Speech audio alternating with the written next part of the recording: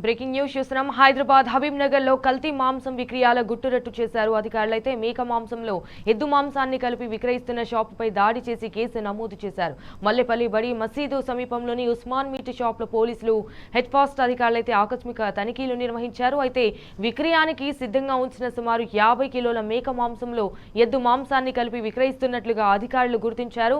So మాంసాన్ని పరీక్షల కోసం ల్యాబ్ కు పంపించారు. దుకాణ యజమాని ఉస్మాన్ ఖురేషిపై హబీబ్ నగర్ పోలీసులు అయితే కేసు నమోదు చేశారు. ఇక కల్తీ మాంసం ఎంతకాలంగా విక్రయిస్తున్నారు, మరెవరైనా ఇందులో భాగస్వాములుగా ఉన్నారా అనే కోణాల్లో అయితే పోలీసులు సంబంధిత అధికారులు దర్యాప్తు చేపట్టారు.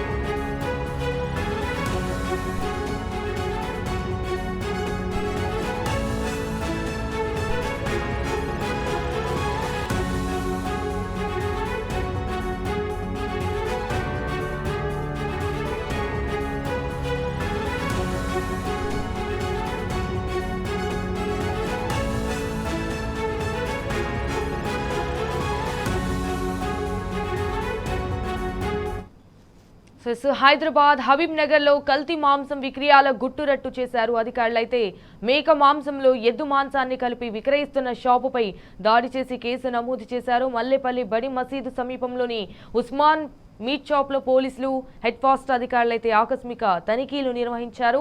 విక్రయానికి సిద్ధంగా ఉంచిన సుమారు 50 కిలోల మేక మాంసంలో ఎద్దు మాంసాన్ని కలిపి విక్రయిస్తున్నట్లుగా అధికారులు గుర్తించారు.